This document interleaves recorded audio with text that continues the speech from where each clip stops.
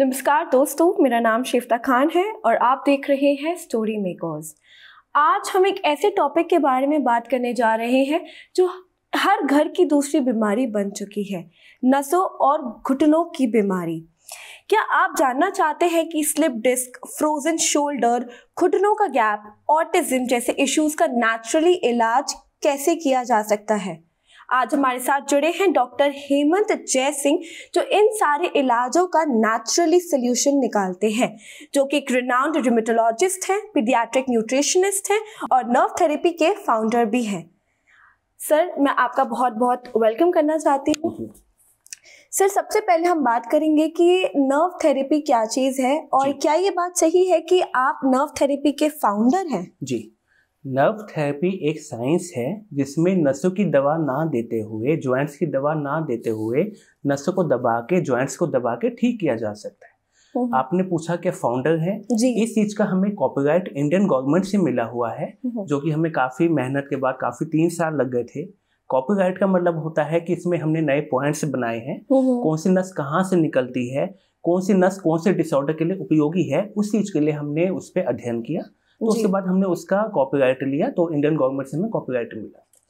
पहले तो मैं ये जानना चाहूंगी कि ये कब की बात है जब आपने ये आविष्कार किया और आपको ये लगा कि ये आप है पहले जिन्होंने ये नर्व थेरेपी का इन्वेंशन किया। दूसरी चीज, ये कौन से पॉइंट्स हैं जिनके बारे में आप बात कर रहे हैं और क्या इसका सही में इलाज हो पाता है? जी, कुछ साल हमने स्टार्टिंग में मर्म थेरेपी, मर्म चिकित्सा में प्रैक्टिस की थी।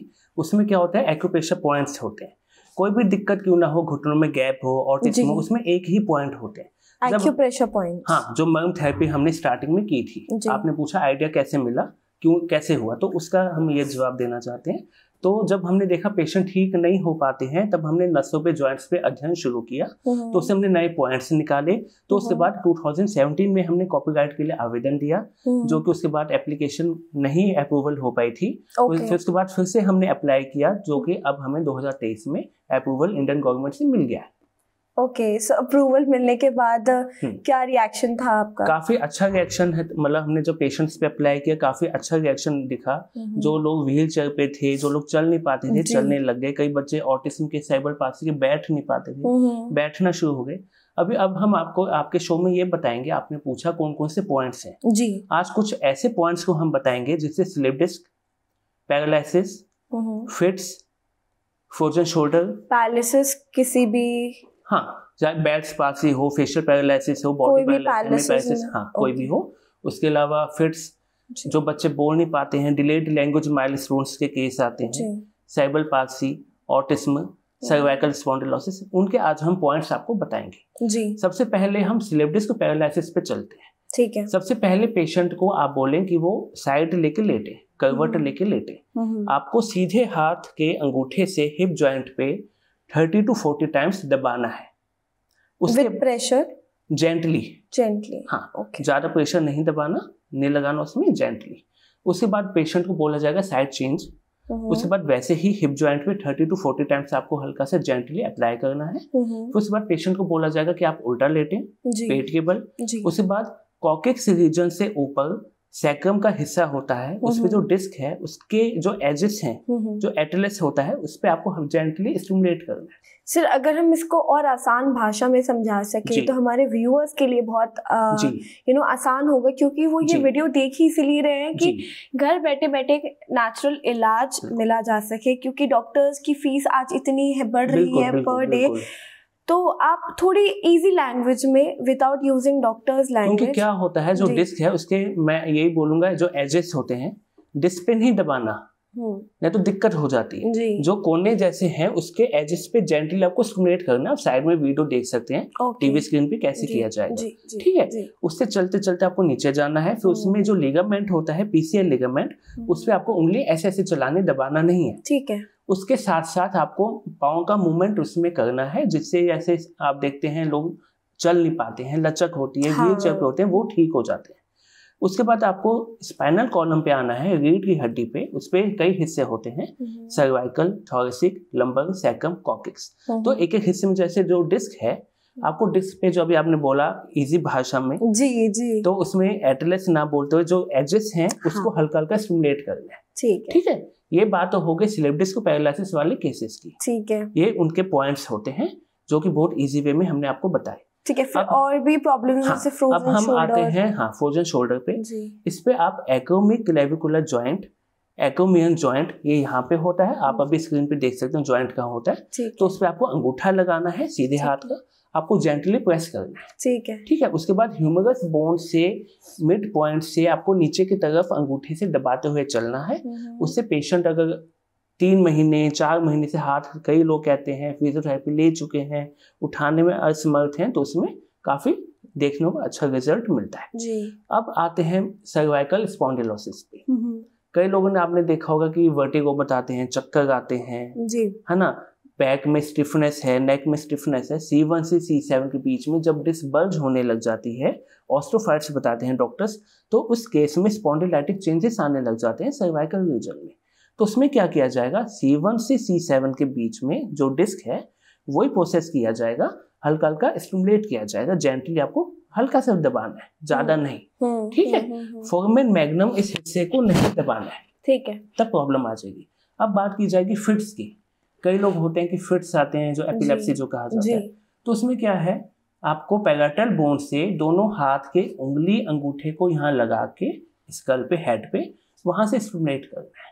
ठीक है, अब हम बात की जाएगी, कई बच्चे बोल नहीं पाते हैं कि 5 साल हो गए बच्चा बोल नहीं पाता है। ठीक है, ऑटिज्म बताया डॉक्टर ने, CP बताया, तो उसमें क्या किया जाएगा, वेगस नाम की नस होती है। वो सबसे लंबी नस होती है ANS की, ऑटोनोमस नर्वस सिस्टम की, पीछे यहाँ से निकलती है, पीछे जाती है। हाँ, तो वेगस नस को अगर आप उंगली से दबाना नहीं है, यहाँ पे दबाना कुछ नहीं है, स्टिमुलेट का मतलब होता है ऐसे ऐसे बस आपको सिग्नल देना।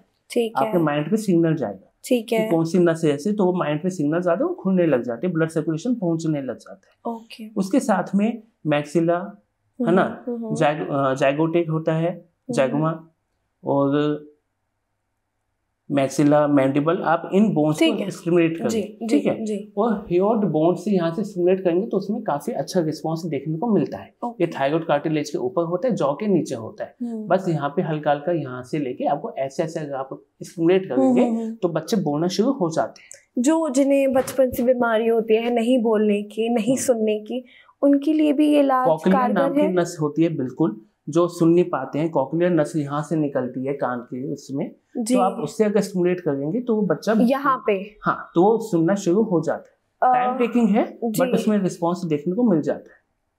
फॉर एग्जाम्पल, किसी बच्चे को बहुत टाइम हो गया है, वो बच्चा आज 10 साल का है, 12 साल का है, 20 साल का है, क्या उसके ऊपर भी ये इलाज कारगर है? हाँ, ये बहुत अच्छा सवाल किया। ये बॉडी की इम्यूनिटी पे भी डिपेंड होता है कि आपको कितनी जल्दी उसमें रिलीफ मिलेगा। जी। कभी ऐसा होता है, लोग कहते हैं कि मैंने अब तक फिजियोथेरेपी ली है इतने साल, एक्यूप्रेशर लिया है, तो उससे नस खुलने में समय लग जाता है। कितना समय? हम कहते हैं स्टार्टिंग में 10 डेज डे, 10 से 15 डेज। 10 डेज तो सर बहुत कम हो गया। हाँ, 10 से 15 डेज कहते हैं। अगर आपको बॉडी का लगता है कि रिस्पॉन्स दिया है तो आप कंटिन्यू रखिए, अदरवाइज लीव इट। जो आपने बताया 20 ईयर्स 21 ईयर्स का कोई है, तो उसमें कम से कम 1 महीना तो बोला जाएगा, कम से कम। मतलब 1 महीने बाद ये पक्का है कि वो इंसान रिस्पॉन्स आना और बेहतर होगा? बिल्कुल होगा, रिस्पॉन्स आना शुरू हो जाता है। ठीक है। बहुत बार ऐसा हुआ होगा कि किसी पेशेंट ने आपको बोला होगा आके कि जब तक आपने इलाज किया तब तक असर है, इलाज जैसे ही बंद कर दिया असर भी बंद हो गया। ऐसा होता है, इलाज के साथ साथ पेशेंट को बोला जाता है आप प्रिकॉशंस लें, खाने में ठंडा कुछ नहीं खाना, दही, मट्ठा, चावल, पालक, क्योंकि उससे नसों में दिक्कत आती है। बिल्कुल एक्जेक्टली, क्योंकि ठंडी चीजें नहीं लेनी। पेशेंट ध्यान नहीं देगा तो उसमें कहीं ना कहीं दिक्कत आएगी जी। पेशेंट को, जैसे स्लिप डिस्क वाले केसेस आते हैं, पेशेंट को बोला जाता है ज्यादा चलने मत, ज्यादा झुके मत, हैवी चीजें मत उठाएं। ये अगर कोई प्रिकॉशन नहीं लेगा तो वापस दिक्कत कोई भी हो, अगर आप एग्जाम्पल के लिए खांसी जुकाम लें, उसमें अगर आप ठंडा खाएंगे तो होगा, है ना। कोविड के टाइम में अगर आप देखिए, वैक्सीनेशन के बाद भी प्रिकॉशंस मस्ट थे, तो ये है। ओके, कभी कभी ऐसा होता है कि किसी पेशेंट को बैक पेन है मगर समझ नहीं आता कि आगे कौन सा स्टेप ले, कब डायग्नोस नहीं हो पाता या कब डॉक्टर के पास सही जाए ये भी नहीं समझ आता। तो उनके लिए क्या नर्व थेरेपी पहली चीज इफेक्टिव है? दूसरी चीज किस टाइम पे जाना चाहिए डॉक्टर के पास, इसका भी मेरे को जवाब देखिए। इस इलाज को ऐसा डिजाइन किया गया है, इसमें सभी जॉइंट्स को, सभी नसों को स्टिमुलेट किया जाता है। Hip joint, knee joint, spinal column में सर्वाइकल, थॉरसिक, लंबर, सैक्रम, कॉकस, जितने भी हिस्से होते हैं, हेड, सबको स्टिमुलेट किया जाता है। ऐसा इसमें कोई नहीं कह सकता कि मुझे दिक्कत अलग थी, अलग इलाज हुआ। इसमें सब कुछ कवर हो जाता है। इवन जेनेटिक डिसऑर्डर्स भी कवर हो जाते हैं। जेनेटिक डिसऑर्डर जैसे बीपी, शुगर, जेनेटिक डिसऑर्डर जैसे एटीएम डिसऑर्डर, ALD डिसऑर्डर, जिसमें एटेक्सिया म्यूटेशन आ जाता है।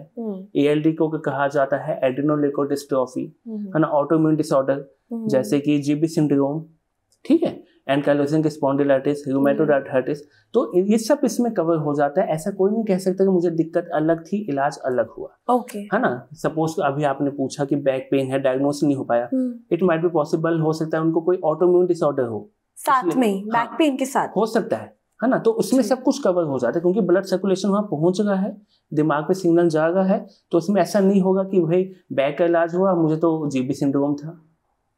सब कुछ इसमें ऑटोमेटिकली कवर होगा क्योंकि इसमें सब बॉडी पार्ट्स, बॉडी की नसें, बॉडी के जॉइंट्स, सबको इसमें कवर किया जाएगा। बात ये है ना कि आप स्टिमुलेशन पे काम कर रहे हैं। बिल्कुल बिल्कुल।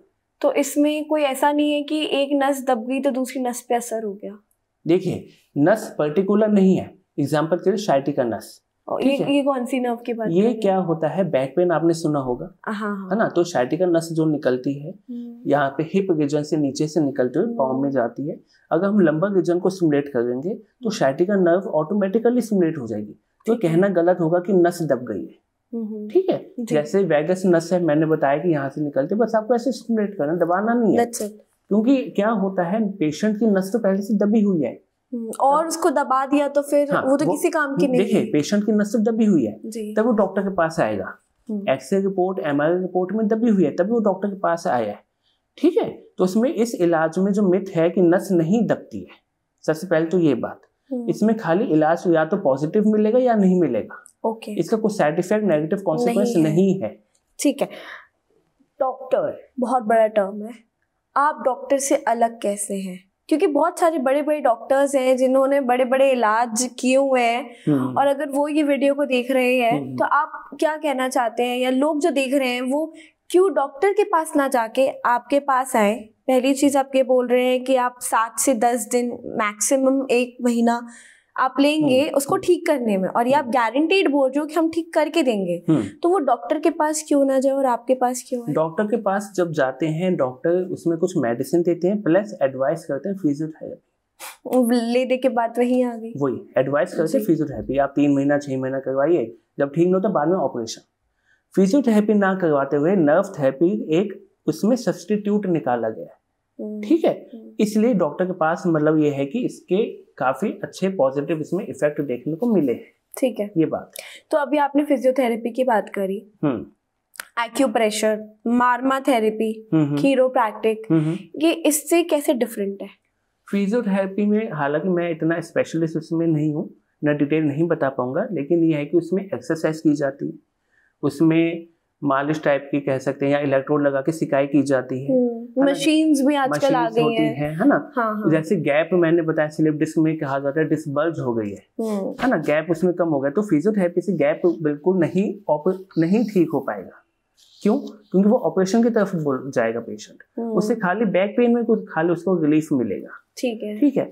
अब आपने बोला कायरोप्रैक्टिक में, उसमें जॉइंट्स को चटकाया जाता है।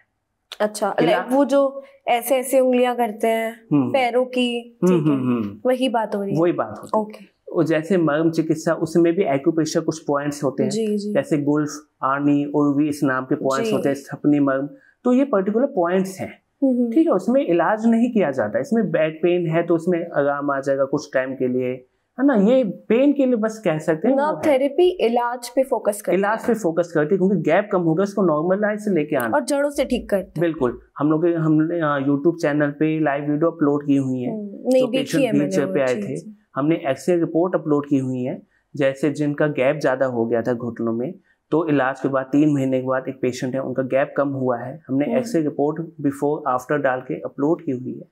तो इस हिसाब से काफी इफेक्टिव है। टाइम तो देखिए लगेगा किसी भी चीज में, अगर आप चाहें 2 दिन में 3 दिन में नहीं हुआ उसमें कोई वो नहीं है, ठीक है। अगर आपको फर्क आता है 10 दिन या 15 डेज तब उसमें आप इसको कंटिन्यू कीजिए, अदरवाइज ले लीजिए। ओके, नर्व थेरेपी की बात करते हुए, जब आप नर्व थेरेपी एक पेशेंट को एडवाइस करते हैं या कोई पेशेंट आपके पास आता है, तो क्या आप कोई मेडिसिन भी प्रिस्क्राइब करते हैं? क्या इसमें मेडिसिन की भी कोई आवश्यकता है या बिना मेडिसिन के भी काम किया जा सकता है? हाँ, क्या है, मेडिसिन इसमें नसों की दवाई कोई नहीं देनी, ठीक है। जैसे प्रेगाबालिन, गाबापेंटिन डॉक्टर्स चला देते हैं, ये नसों की दवाई वो नहीं जी, वो नहीं देनी है। इसमें दवाई हम देते हैं जैसे विटामिन B12 के इंजेक्शन लगा देते हैं, उसमें विटामिन D के कैप्सूल चलाए जाते हैं। ये तो नॉर्मली भी लोगों को बोला जाता है कि सप्लीमेंट लो, ये सप्लीमेंट्स हम देते हैं। साथ में मसल रिलैक्सेशन चला देते हैं। नसों की दवाई कोई नहीं इसमें चलती जी। नसों का इलाज मैनुअली किया जाता है, मैनुअली किया जाता है। कोई भी एक भी दवाई आप प्रिस्क्राइब नहीं करते? नसों की कोई दवाई प्रिस्क्राइब नहीं की जाती, बस पेशेंट को आना है, जो आप नसें स्टिमुलेट करते हैं वो कराना है कुछ हफ्ता, 10 दिन, 15 दिन, और वो ठीक होके जाएगा। बिल्कुल। और कोई एज गैप है जो आप बोलते हैं कि इस एज गैप से लेके उस एज गैप तक ही मैं पेशेंट को देखता हूँ? नहीं, ऐसा कुछ नहीं है। हाँ, टाइम आने में जैसे सपोज एज फैक्टर 60+ के पेशेंट्स हैं, ऑब्वियसली उनको हल्का सा टाइम लगेगा, ऑफ कोर्स, है ना। तो इस हिसाब से हम किसी को नहीं कहते कि एज फैक्टर ठीक नहीं हो सकते, वो कहना गलत होगा जी।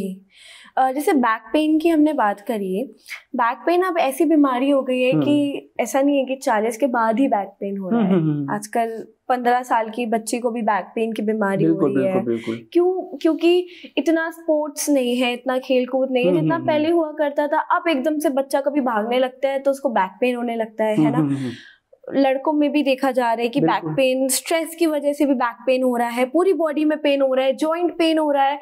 उनके लिए भी आप नर्व थेरेपी एडवाइस करेंगे या फिर जो ऐसे सप्लीमेंट आ रहे हैं मार्केट में, मैं बोलना नहीं चाहूंगी कोई ब्रांड स्पेसिफिक, क्या वो काम करते हैं? ड्रिंक बना के पीना, क्या वो इफेक्टिव है? हाँ, अगर स्टार्टिंग में वो सप्लीमेंट्स ले लें तो कभी कभी क्या होता है, न्यूट्रिशन की वजह से भी ऐसा होता है, कैल्शियम, हाँ, विटामिन D की डेफिशिएंसी से भी बॉडी पेन होता है, वो ले सकते हैं। उसके बाद में अगर लगता है ठीक नहीं होगा, नसों की दिक्कत की वजह से ठीक नहीं होगा या इसमें जॉइंट के डिसऑर्डर कुछ है, तब उनको नर्व थेरेपी लेनी चाहिए। ओके। बाकी ऐसा कुछ कोई सप्लीमेंट आप बताना चाहोगे? सप्लीमेंट्स में विटामिन D होता है, बस विटामिन B12 होता है, नॉर्मली भी लिया जा सकता है। बिल्कुल लिया जा सकता है, इसमें ऐसा कुछ नहीं है, ठीक है। मतलब आप 15 डेज ले सकते हैं, उसके बाद बंद कर दें। हाँ, कोएंजाइम Q10 होता है, लाइकोपीन होता है, ये सब सप्लीमेंट्स होते हैं जी जी। जैसे कि कभी आपने इलाज किया होगा, आप अपने एक्सपीरियंस से बताइएगा कि एक नर्व को ठीक करते करते दूसरी नर्व गड़बड़ा गई, तो ऐसा कभी हुआ है? नहीं, ऐसा नहीं होता है। अभी मैंने स्टार्टिंग में आपको वही बताया, सपोज शायटिका नस है, पर्टिकुलर शायटिका नस को नहीं दबाना है, ज्वाइंट पे जाना है, तो नर्व ऑटोमेटिकली स्टिमुलेट होगी, इसमें दबाना नहीं, स्टिमुलेशन करना है। तो ऐसा नहीं होगा कि सपोज ये कान का इलाज किया तो आंख बंद हो गई, ऐसा नहीं होता है नहीं, क्योंकि डॉक्टर्स को तो काफी एक्सपीरियंस करना पड़ता है कि पेशेंट्स आके कहते हैं कि हम इलाज कुछ कराने गए थे, देखो दूसरी बीमारी लेके वापस आ गए। ऐसा तो नहीं होता, नहीं होता है। वो प्रॉब्लम उनको होगी जिसकी वजह से उन्होंने फेस की है, अदरवाइज ऐसा नहीं होता है। क्योंकि जो मैंने बताया, इसको डिजाइन ही ऐसा किया गया है, इसमें सभी बॉडी पार्ट, सब जॉइंट्स को कवर किया जाता है। ओके। बीमारी और भी है, जैसे बीपी हो गया, शुगर हो गया, और ये ऐसी बीमारी है जो इरिवर्सिबल है, जिनका कोई इलाज नहीं है, बेइलाज है जी। तो इनका भी कोई है आपके पास? नर्व थेरेपी में नहीं है। नर्व थेरेपी में से शायटिका है, ऑस्टियोआर्थराइटिस है, जिनके घुटनों में गैप आ गया। विद एक्यूप्रेशर में तो है? एक्यूप्रेशर नहीं है ये टेक्निक, तो ये टेक्निक नसों के लिए, जॉइंट्स के डिसऑर्डर के लिए निकाली गई है। ठीक है, जॉइंट्स के डिसऑर्डर, हाँ, नसों के डिसऑर्डर, वही मैं नाम बता रहा हूँ। जैसे शायटिका होता है जी, है ना, स्पॉन्डिलाइटिक चेंजेस जैसे डॉक्टर बताते हैं, या सर्वाइकल है, चक्कर आ गए, वर्टिगो है, फ्रोजन शोल्डर है, पैरालिसिस है, ऑटिज्म है, सेरेब्रल पाल्सी है, जैसे बच्चे बोल नहीं पाते हैं, उसमें ज्यादा इफेक्टिव है। जैसे घुटनों में मैंने बताया गैप आ जाता है, तो बच्चे बोल नहीं पाते, वो ऑपरेशन से भी गुजर चुके हैं आज की डेट में। यहाँ पे मशीन लगती है, दिमाग में चिपक जाती है, वो मशीन लगवाने के बाद भी आपके पास आ सकते हैं? वो टाइम टेकिंग होगा, वो 6 महीने भी लग सकते हैं मशीन लगवाने के बाद। क्योंकि क्या होता है ना, वो कान में मशीन जाती है, बिल्कुल बिल्कुल, है ना। और जब वो मशीन लगाते हैं तब आवाज सुनाई देती है, नर्व उनकी बिल्कुल डैमेज हो गई है उस केस में, पूरी डैमेज हो गई, तो उस केस में टाइम टेकिंग है। बट क्या आप ये कह रहे हैं कि जो बच्चे बोल नहीं पा रहे हैं, जो मशीन पे हैं ऑलरेडी, उनका इलाज पॉसिबल है, but it is time taking. ठीक है, तो समय तो इंसान दे ही सकता है अगर इलाज है तो। बिल्कुल बिल्कुल, ठीक है, गुड। वैसे हमने काफी बात कर ली नर्व थेरेपी के बारे में, मैं चाहती हूँ कि थोड़ा हम आपके बारे में बात करें जी। आप थोड़ा अपने करियर के बारे में बताएं, आपने पढ़ाई कहाँ से करी, क्योंकि आई थिंक ऑडियंस बहुत जानने के लिए बैठी है कि जो इंसान हमारे सामने बैठे हैं डॉक्टर हेमंत जयसिंह, जिन्होंने नर्व थेरेपी का आविष्कार किया है, जो कि काफी लोगों को एक रिलीफ भी दे रहा है, उनके बारे में लोगों को क्या नहीं पता। बेसिक एजुकेशन 10-12 मैंने शिवडल स्कूल हरिद्वार से की है। उसके बाद मैंने B pharma as an additional qualification Gurukul university से 86% के साथ पास आउट की है। फिर 1 साल की मेडिकल इंटर्नशिप के बाद क्लिनिकल फार्मेसी काउंसिल से स्पेशलाइजेशन सर्टिफिकेट मिला है कंसल्टेंट फार्मास्यूटिकल केयर स्पेशलिस्ट का, रूमेटोलॉजी पीडियाट्रिक्स की फील्ड में। फिर मैंने इग्नू से पीडियाट्रिक न्यूट्रिशन पास आउट किया है 70% के साथ। क्लिनिकल रिसर्च किया है फार्मा रिसर्च इंस्टीट्यूट से 90% के साथ पास आउट किया है। वो CMS एंड ED एलोपैथी वो डिस्टेंस एजुकेशन के थ्रू NIMS दिल्ली से 72% के साथ किया। इसके अलावा हम लोग का एक IS पोर्टल है, तो UPSConlineacademy.com के नाम से हम उस पर सामान्य अध्ययन और करंट अफेयर्स के क्वेश्चंस फ्री ऑफ कॉस्ट डालते हैं। इसके साथ ही मैंने उत्तराखंड अपर PCS का प्रीलिम्स भी क्वालिफाई किया है, मेंस भी लिखा है, तो ये सब है। तो ये आप जो इलाज करते हैं, आई थिंक पूरा पॉडकास्ट होने के बाद, लेने के बाद पैसों पे आ जाती है। सब अच्छा लगता है लोगों को सुनने में, हमें बताने में, बट क्या है ना कि जो लोग बैठे हैं उन्हें लग रहा है कि अब ये जो नर्व थेरेपी जो इलाज है ना, ये भी बहुत हाई फाई इलाज होगा, कुछ लाखों का पैकेज चाहिए होगा, और इसमें भी उनका बैंक अकाउंट खाली हो जाएगा। तो ऐसा कुछ है, या फिर आप इलाज कैसे करते हैं? हम इसमें कोई पैकेज नहीं बनाते हैं। हम लोग की कंसल्टेशन फी 100 रुपीज है। कितनी? 100 रुपीज सिंगल टाइम। 3 महीने तक वो पेपर चलता है, वैलिड रहता है 3 महीने तक। उसके बाद में जो नर्व थेरेपी की जाती है उसके 120 रुपीज लेते हैं एक सिटिंग के हिसाब से। ठीक है, जब हम इंजेक्शन लगाते हैं 120 रुपए में ना आजकल बुखार जुकाम खांसी का भी इलाज नहीं होता। ये आप कैसे कर रहे हैं? क्योंकि कई लोग हैं जो फाइनेंशियल वीक हैं, दे आर नॉट कैपेबल, तो इसी वजह से ऐसा मतलब किया हुआ है ताकि ज्यादा कॉस्टली ना जाए। उसके साथ में हम कुछ मेडिसिन से देते हैं जो सप्लीमेंट से बताए। अगर कोई नहीं लेना चाहता मेडिसिन, उसके लिए कोई बाउंडेशन नहीं है। अच्छा, आप ही दे देते हैं वो विटामिन डी वगैरह? अच्छा। उसके साथ में हम ऑल्टरनेट पे विटामिन B12 के इंजेक्शंस भी लगाते हैं, तो वो 100 रुपीज उसका चार्ज लेते हैं। तो एक दिन 120, एक दिन 200, इस हिसाब से फीस है। ये तो बहुत नॉमिनल फी है, कोई भी आके इलाज करा सकता है। ठीक है। इसके थ्रू जो आपने नर्व थेरेपी करी है, इसके थ्रू आपके कोई अवार्ड्स मिले हैं? Yes ma'am. कोई रिकॉग्निशन गवर्नमेंट की तरफ से? जी मैम। जब हमने नर्व थेरेपी में नए पॉइंट्स बनाए, उस चीज के लिए हमें भारत चिकित्सा पुरस्कार मिला है 2022 में, Rashtriya Gaurav award, international icon award, Indian achiever award, top 100 citizens by Fox magazine, इस हिसाब से कुछ अवार्ड्स मिले। ओके, तो अब आगे का क्या प्लान है? सिर्फ नर्व थेरेपी करनी है या किसी और चीज की भी खोज करने के लिए आप तैयार बैठे हैं और बस? हाँ, अभी भी कुछ ऐसे केसेस आते हैं जो कि लगता है कि इसका इलाज नहीं है। एग्जाम्पल के लिए एक केस आया था मोना डिसऑर्डर, और आर्थरोपैथी के लिए होता है, मतलब बॉडी के सब जॉइंट्स एकदम स्टिफ हो जाते हैं, चलने में दिक्कत होती है। तो कुछ ऐसे हैं जेनेटिक डिसऑर्डर, ऑटोइम्यून डिसऑर्डर, जिन पे अभी भी है कि मतलब अभी भी इलाज कुछ निकल सकता है और आप कर सकते हैं। हाँ, ये मतलब है, ये कर सकते हैं। ओके, अभी तक कितना एक्सपीरियंस रह चुका है आपका इस नर्व थेरेपी में? अब तक मुझे मेडिकल फील्ड में 10 साल से ज़्यादा का अनुभव है। तो एक दिन में 6-7 घंटे की OPD में 60 से 70 पेशेंट हम देख लेते हैं। तो अप्रोक्स 70 to 80,000 पेशेंट्स अब तक देख चुके हैं। ये आप एक दिन की बात कर रहे हैं, 60 से 70 पेशेंट? Yes ma'am. और ये पेशेंट्स रोज आ कहाँ से रहे हैं? ये ऑल ओवर इंडिया से भी पेशेंट्स आते हैं, इवन USA से भी पेशेंट आ चुके हैं, नेपाल से भी आ चुके हैं, दिल्ली, बिजनौर, कई जगह हैं जहाँ से पेशेंट्स आते हैं, लखनऊ, चंडीगढ़, झारखंड, गुजरात। उसके अलावा हमें बांग्लादेश, अफगानिस्तान, ऑस्ट्रेलिया से क्वेरीज भी आनी शुरू हो गई हैं। तो इस हिसाब से तो बाहर इस चीज़ को आगे स्प्रेड करने का कोई आइडिया, कोई प्लान है आपके माइंड में? यस मैम, प्लान यही है कि जैसे जो पेशेंट ना आ पाए हम कुछ कैंप लगा ले आगे चल के, है ना, 2 days 3 days का। करेक्ट। सब जगह कुछ अलग अलग फॉर्मेलिटीज होती हैं, जी वो फॉर्मेलिटीज फुलफिल करके हम कुछ आगे, यही प्लानिंग में है कि आगे कुछ कैंप्स लगाए जाए। ठीक है, वेल सेड। ये जितने भी पेशेंट्स हैं, आई एम श्योर आपने अभी तक 60-70 हज़ार आपने नंबर दिया है, कोई एक पेशेंट के बारे में बताना चाहेंगे, एक एक्सपीरियंस जो आपके साथ रह चुका है कि वो आपको भी लगा है कि अब इसका कुछ नहीं हो सकता, इस पेशेंट का मैं इलाज नहीं कर पाऊंगा क्योंकि ये अब एक डेड प्रोसीजर हो चुका है, बट आउट ऑफ नोवेयर वो एक पेशेंट ठीक हो गया? एक पेशेंट आए थे, उनकी हमने लाइव वीडियो अपलोड की हुई है। 5 से 6 बंदे उनको उठा के लेके आए थे। उनको 3 से 4 डॉक्टर ने रेफर किया था। वो अनकॉन्शियस कंडीशन में थी, पहचान नहीं पा रही थी किसी को, बोल नहीं पा रही थी, ऐसी कंडीशन में आई थी। तो सब मतलब काफ़ी परेशान थे उनके फैमिली मेम्बर्स कि कैसे ठीक होंगी, सब डॉक्टर्स ने रेफ़र किया हुआ है। तो जब हमने इलाज किया, जो अभी मैंने आपको पॉइंट्स बताए, ये स्पाइनल कॉर्ड से सर्वाइकल रीजन, जैसे हमने उनको स्टिमुलेट किया तो पेशेंट का मूवमेंट आना शुरू हुआ। मूवमेंट आना शुरू हुआ पेशेंट, जो बिल्कुल जैसे डेड कंडीशन अभी आपने बोला, जी, जैसे मैं डेड कंडीशन के बारे में बात कर रही थी, तो पेशेंट का मूवमेंट आना शुरू हुआ जी। तो उनकी आंखें खुली, वो बोलना शुरू हुई। Second day she was okay. तो उनकी लाइव वीडियो हमने यूट्यूब चैनल पे डाली है कि आते हुए हमने, में ही आराम मिल गया। यस मैम, सीसीटीवी से हमने फुटेज निकाल के लाइव वीडियो उनकी अपलोड की हुई है। वाओ। वो डिपेंड होता है बॉडी की इम्यूनिटी पे।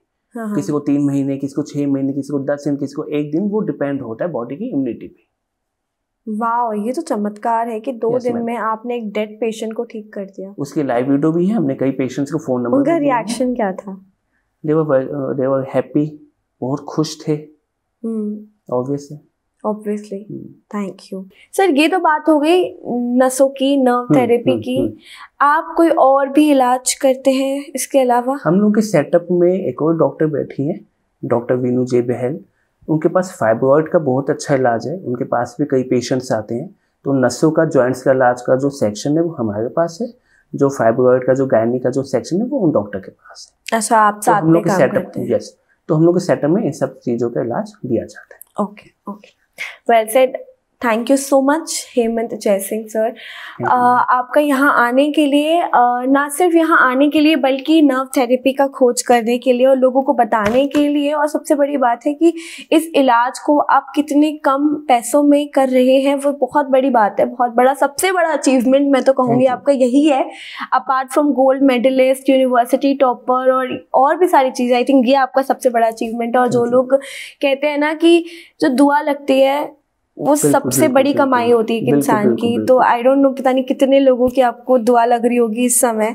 एंड मैं सबकी तरफ से बहुत बहुत तहे दिल से आपको शुक्रिया करना चाहती हूँ, टीम की तरफ से, जो लोग देख रहे हैं उनकी तरफ से। एंड डेफिनेटली वैसे तो किसी घर में ऐसी परेशानी ना आए, बट अगर आती है तो आपको पता है कि आपको किसके पास जाना है। देर ना करें और सही इलाज ज़रूर करवाएं।